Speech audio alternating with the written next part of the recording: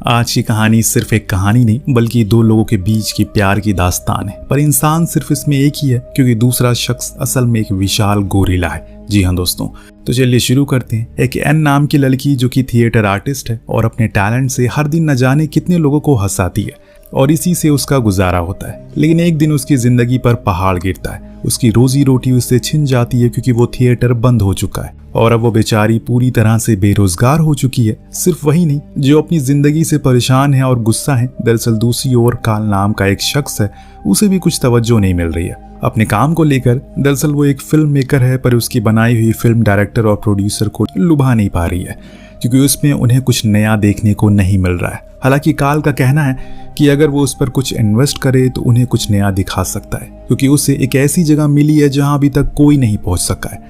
पर वो उसकी एक नहीं सुनते, यहाँ तक कि उसकी आधी बनाई हुई रील को बेचने की बात कर रहे थे।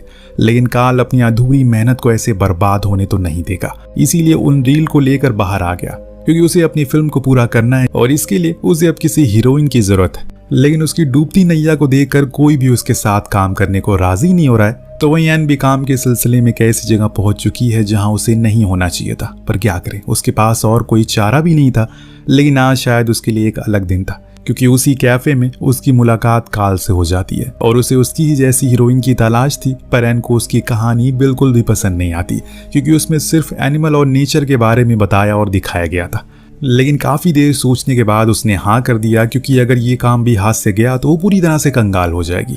तो अब काल सभी को लेकर बोट पर बैठता है क्योंकि ये लंबा सफर होने वाला है और रोमांच से भरपूर, जिसमें सिर्फ वो और उसकी टीम नहीं होगी बल्कि हम और आप सभी लोग रहेंगे। चलिए चलते हैं इस रोमांच पर।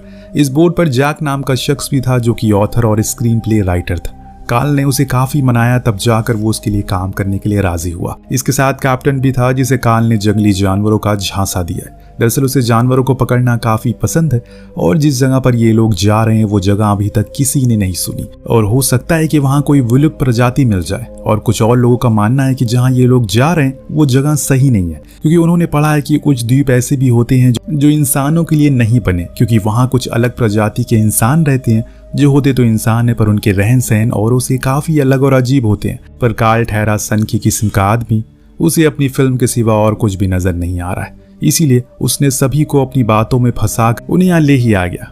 धीरे धीरे अब सफर इनका शुरू होता है पर मंजिल अपनी दूर थी।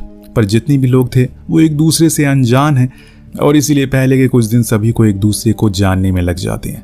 जैसे कि जैक, जिसे जब पता चला कि कैप्टन ने बोट के निचले हिस्से में कुछ पिंजरे रखे हुए हैं जिसके साथ क्लोरोफॉर्म भी है, यानी कि वो पदार्थ जिससे किसी को भी बेहोश किया जा सकता है। वजह पूछने पर पता चला कि ये सब उन जानवरों के लिए जा रहा है जो कि वहां मिलने वाले हैं। खैर जैक को उसके काम से कोई मतलब नहीं है, इसीलिए वो ऊपर आ गया। इधर एन ने भी अपने सीन को शूट करवाना शुरू कर दिया तो वहीं काल अब अपनी फिल्म के कुछ सीन वहीं बोट पर ही शूट करने लगता है। लेकिन एक रोज जब चारों तरफ एक डरावना अंधेरा छाया हुआ है तो इन्हें आगे का रास्ता ही दिखना बंद हो जाता है। तो कैप्टन तारों की मदद से आगे का रास्ता जांच करते हैं पर कोहरे के कारण एक समय पर वो भी दिखना बंद हो गया, जिससे हुआ ये कि इनकी बोट अब डगमगाना शुरू हो जाती है जो एक खतरे का संदेश है।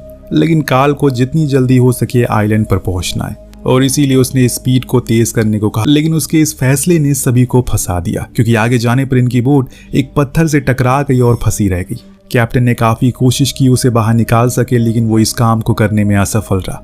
अगले दिन इन लोगों ने काल की गुजारिश पर एक छोटी बोट से आइलैंड की ओर रुख किया जिसमें सिर्फ कुछ ही लोग थे, जिसमें फिल्म के कास्ट भी मौजूद होते हैं। पूरे रास्ते को काल अपने कैमरा में रिकॉर्ड करते चला जाता है। दरअसल ये द्वीप चारों तरफ से ऊंचे ऊंचे पहाड़ों से घिरा हुआ है। यही वजह है कि जो कोई इसके नजदीक आने की कोशिश करता है वो उन्हीं पहाड़ों में फंस जाता है या फिर वहीं से लौट जाता है क्योंकि उन पर समुद्र में डूबने का खतरा मंडराने लगता है। खैर अब ये लोग उस द्वीप की धरती पर कदम रखते हैं कि तभी इनके सामने एक बड़ी गुफा आती है जिसके अंदर किसी मेडल की तरह कंकालों को सजा कर रखा गया था। जो देख ने कहा कि हमें यहाँ से चलना चाहिए, शायद वो जगह उनके लिए सही नहीं है। लेकिन काल को पता है कि यही वो जगह है, इसीलिए वो और अंदर गया।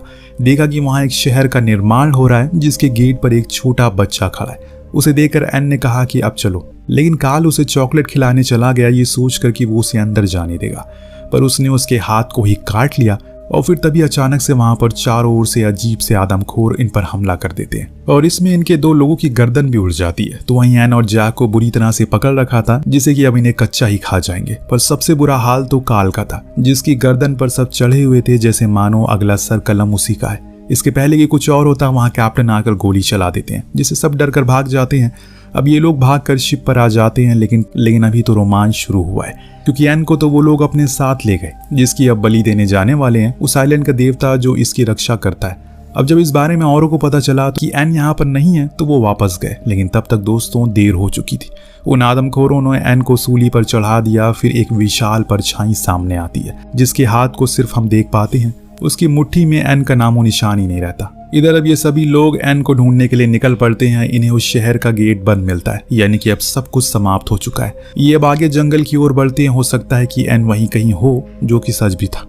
जी हाँ दोस्तों, वो जिंदा है, वो वहीं पर थी। जब उसकी आंख खुली तो उसके सामने एक कॉन्ग खड़ा था, जो उसे बड़ी ही गौर से देख रहा था। लेकिन एन ने जब उसे देखा तो वो डर गई और भागने की कोशिश करने लगी, लेकिन वो हर बारी उसे पकड़ लिया करता है। तब एन को भी समझ आ जाता है कि अगर सच में वो उसे मारना चाहता है या फिर खाना चाहता है तो वो कब का ये काम कर चुका होता। वो ऐसा नहीं चाहता जैसे उसके बारे में पढ़ा और देखा गया, इसीलिए वो उसके सामने जंगलिंग करने लगती है ताकि वो उसे खुश कर सके। अब ऐसे तो वो काफी देर खुश रहता भी है और हंसता भी है, लेकिन थोड़ी देर बाद वो थक जाती है तो कॉन्ग किसी छोटे बच्चे की तरह नाराज होकर बैठ जाता है। पर एन ने उसे समझाया कि वो लगातार ये काम नहीं कर सकती, पर वो मानने को राजी नहीं था। लेकिन इस तरफ तो क्रू पर मुसीबतों का पहाड़ टूट पड़ता है। मानो पहले तो रात में इन्हें कुछ अजीब से जानवरों का सामना करना पड़ता है, लेकिन उसे ये मारने में असफल रहे। लेकिन अगले दिन सुबह ये सदी के सबसे विशाल जानवरों के झुंड के पास पहुंच गए, यानी कि डायनासोर्स, जिसे काल ने अपने कैमरे में शूट करने लगा। इसी चक्कर में ये उनकी नजर में आ गए। फिर क्या होना था, आगे आगे ये लोग भाग रहे हैं, पीछे पीछे वो सारे इनको खाने के लिए। पर जैसे तैसे करके ये लोग वहां से तो बच जाते हैं, लेकिन बाद में इनका सामना होता है कॉन्ग से, जिसे देखते ही ये लोग उस पर गोलियां बरसाना शुरू करते हैं और इस चीज से वो बेहद ही गुस्से में आ जाता है। वो उन पर हमला करता है, सभी नीचे गिर पड़ते हैं। इस मौके का फायदा उठाकर एन वहां से भाग जाती है, लेकिन ये उसकी सबसे बड़ी गलती हो चुकी थी, क्योंकि वो अब उन आदमखोर डायनासोर्स की नजरों में आ गई थी, जो उसे अपने दोपहर का भोजन बनाना चाहते हैं। पर एन बेचारी पेड़ की टहनी में छुप गई, इस उम्मीद में कि वो उसे देख नहीं सकेगा, पर वो तो उसके साइड में ही था और उसे अब खाने ही वाला होता है। लेकिन वहां एंट्री हो जाती है कॉन्ग की, जो उसे उछालते हुए आता है और इन पर अपनी मुट्ठी में पकड़ लेता है और उन दोनों डायनासोर से लड़ना शुरू कर देता है। अब यहाँ इतनी उछल कूद हुई, लेकिन उसने एन को कुछ होने नहीं दिया, बल्कि उसे अपने सीने से लगा कर रखा। बड़ी ही मार धाड़ हुई, पर फिर भी आखिरी में डायनासोर्स बच ही गया, जिसे लड़ने के लिए अब कॉन्ग उसे खुले मैदान में बुलाता है। एन को अपने पीछे खड़ा रहने को कहता है और फिर उसे लड़ाई शुरू होती है। उसके अंदर इतना गुस्सा था कि उसने कुछ ही पलों में उसके जबड़े को ही अलग कर दिया, फिर उसी के साथ खेलना भी शुरू कर दिया। लेकिन इतने गुस्से के बाद भी जब उसने एन को देखा तो अपना मुंह बना लिया, क्योंकि वो अभी भी गुस्सा है, जिसकी वजह क्या थी वो तो आप जानते ही होंगे। उसकी इसी मासूमियत को देखकर एन भी हैरान थी, क्योंकि उसने ऐसा कभी नहीं सोचा था एक विशाल गोरिल्ला सिर्फ उसे बचाने के लिए अपनी जाल पर खेल जाएगा। क्रू के सभी लोग जिंदा थे, लेकिन वो पूरी कोशिश कर रहे हैं कि किसी भी तरह करके एन तक पहुंच सके। इसके लिए उन्होंने एक राफ्ट बनाई और नदी को पार करने का सोचने लगे, पर उसमें तो अनगिनत किस्म के कीड़े थे, जो कि आज तक किसी ने पहले कभी नहीं देखे। पर इन लोगों ने देख लिया तो इन्हें उनसे लड़ना भी पड़ेगा। हालांकि सभी ने गोलीबारी की, पर इससे कुछ फायदा नहीं बल्कि नुकसान ही हो गया। जैक पानी में गिर जाता है, तब उसने जंगल के असली सच को देखा। ये सच में कितना खतरनाक है। वो भयानक कीड़े इनके साथियों को किसी च्युइंगम की तरह चबा रहे। इस बीच काल का एक साथी कैमरा लेकर पानी में गिर जाता है, लेकिन काल पहले अपने कैमरा को बचाता है, क्योंकि उसके लिए फिल्म ज्यादा जरूरी है, ना कि उसका साथी। यही वजह है कि इस नदी में उन्होंने अपने कई साथी को खो दिया, लेकिन अंत में कुछ बच गए और किनारे तक आ गए। लेकिन अभी भी खतरा टला नहीं है। आगे जाने पर इनका सामना फिर से कुछ अजीब से उड़ने वाले कीड़ों से हो गया, जिनका आकार आम कीड़ों की तरह तो बिल्कुल नहीं था। इसीलिए वो सभी ने कच्चा ही खाने की कोशिश में लग जाते हैं। यहाँ इतना सब कुछ हो रहा है तो वहीं दूसरी ओर प्यार का पहला पन्ना पलटने जा रहा है। जी हाँ, एन को अब पता चल गया कि कॉन्ग उसे दोस्ती करना चाहता है, उसके साथ वक्त बिताना चाहता है, पर फिलहाल पहले तो उसे मनाना होगा, क्योंकि वो रूठा हुआ है। और इसीलिए वो फिर से उसके सामने जगलिंग करने लगती है, जो देख वो हंसने लगता और अपने हाथ उसके सामने फैलाता है। एन और उसके करीब चली जाती है और दोनों एक खूबसूरत डूबते हुए सूरज को देखते हैं। लेकिन कुछ ही देर बाद वहां जैक पहुंच गया उसे लेने के लिए, क्योंकि उसने उसे दूर से देख लिया था। इससे पहले कि वो उसे कॉन्ग से दूर कर पाता, वो जाग जाता है, लेकिन वो उसे मारता नहीं, लेकिन एन को कुछ खतरनाक चमगादड़ों से बचाने की कोशिश करता है। तो इधर ये दोनों रस्सी की मदद से नीचे आ जाते हैं, पर काल ब्रिज को गिराने की इजाजत नहीं देता, क्योंकि उसका प्लान तो कुछ और ही था। उसे कॉन्ग को पकड़ना था ताकि वो उसे अपने साथ शहर ले जा सके। वहाँ उसकी नुमाइश कर सके ताकि उसे खूब सारे पैसे मिले। तो यही इंसान की असली परिभाषा है, वो हर काम में मतलब ढूंढता है। खैर यहाँ काल का एक साथी ब्रिज की रस्सी को काट कर उसे नीचे कर देता है, जिससे कि वो दोनों आ जाते हैं। नीचे तो आ जाते हैं, पर अब कॉन्ग वहाँ पहुँचता है तो ये लोग उसे अपने जाल में फंसाने की कोशिश करते हैं। लेकिन अब इतना बड़ा जानवर को कुछ खास रस्सियाँ कैसे रोक सकती हैं। उल्टा उन्होंने ये करके उसे गुस्सा दिला दिया, जिससे कि वो इनके पीछे किसी भूखे भेड़िया की तरह पड़ चुका है। वही एन जो बार बार सभी को मना कर रही है कि उसे तकलीफ मत पहुंचाओ, वो किसी को कुछ नहीं करेगा। किसी ने उसकी बात नहीं सुनी। अब भागते भागते ये लोग अपनी छोटी बोट तक तो पहुंच गए, पर कॉन्ग ने इन्हें खुद से दूर जाता देख नहीं पा रहा था। वो बार बार उसे अपने हाथ पर आकर बैठने को कहता है, क्योंकि उसे खुशी मिलती है। हालांकि उसे पता है कि ये उसका घर नहीं है, पर एक आखिरी बार वो उसे अपने हाथों पर बैठाना चाहता है। लेकिन काल भी निकम्मा किस्म का शख्स था। वो उस पर लगातार गोली चलाए जा रहा है, पर वो गोलियां सिर्फ उसे नहीं बल्कि एन के सीने पर भी लग रही हैं। वो बार बार उसके पास जाने की जिद करती है। बाकी के लोग उसे रोक लेते हैं। फिर अंत में कैप्टन क्लोरोफॉर्म की शीशी उसके मुंह पर फेंक कर उसे बेहोश कर देती है। पर आंखें बंद करने से पहले भी वो अपने हाथों को फैलाए हुए, दोनों की आंखों में आंसू थे, पर इंसान सिर्फ यही कर सकता है। लेकिन एन के अलावा वहाँ एक और नरम दिल इंसान था, जिसे उन दोनों के बीच एक खूबसूरत रिश्ते को भाप लिया। वो था जैक। ये पूरा सीन बहुत ही इमोशनल होता है। बस इसे देखकर ही आप फील कर सकते हैं, क्योंकि इसे शब्दों में बयान नहीं किया जा सकता। खैर अब सभी लोग शहर आ चुके हैं। काल की फिल्म सुपरहिट हो जाती है। वो अपने फायदे के लिए कॉन्ग को भी यहाँ ले आया था। सभी के सामने खुद की बहादुरी का सबूत देता है, उन्हें पेश करता है। हालांकि उसे खुद नहीं पता कि अगर वो होश में आ गया तो क्या तबाही मचा सकता है। सामने हजारों की तादाद में बैठे इंसानों में से एक का भी दिल नहीं पसीजा। अब जैक भी वहां पहुंच चुका है। उसे उम्मीद थी कि काल उसे क्रेडिट देगा उसकी राइटिंग का, लेकिन उसने सारा श्रेय खुद ही ले लिया, जो देख उसे काफी बुरा लगता है। तभी काल कहता है कि ये बदसूरत जानवर सिर्फ एक लड़की के पीछे पागल है। ये सुनते ही मानो कैंग पागल हो जाता है। उसके अंदर का वो गुस्सा अब जाग चुका था। वो हर जगह को तोड़ फोड़ करने लग जाता है, जो देख सारे लोग भाग गए, यहाँ तक कि काल भी खुद भी दुम दबाकर भाग जाता है। पर कॉन्ग भागते हुए जैक के पीछे ही था, मानो कि वो उसे पूछना चाह रहा हो कि वो कहाँ है। क्या तुम्हें पता है, एन की खोज में कॉन्ग ने पूरे शहर को उजाड़ दिया और हर एक सफेद बालों वाली लड़की को देखकर उसे लग रहा है कि वो एन है। लेकिन हर बारी उसके हाथ निराशा ही लगती है। और इस बीच आर्मी भी वहां पहुंच चुकी है, उधर जो उस पर लगातार फायर कर रही है। लेकिन कॉन्ग रुकने का नाम नहीं ले रहा है। उसके ऊपर जुनून सवार है, मानो किसी भी तरह करके उसे एन चाहिए।